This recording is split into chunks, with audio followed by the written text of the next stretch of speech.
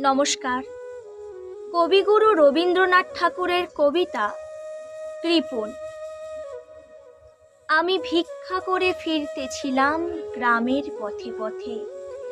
তুমি তখন চলেছিলে তোমার স্বর্ণরথে। অপূর্ব এক স্বপ্ন সম লাগতেছিল চক্ষে মম। কি বিচিত্র শোভা তোমার, কি বিচিত্র সাজ। আমি মনে ভাবতেছিলেম, এ কোন মহারাজ।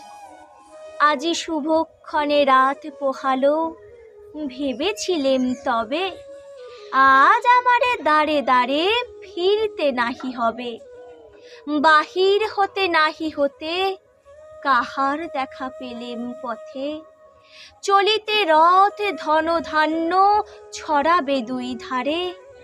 মুঠা মুঠা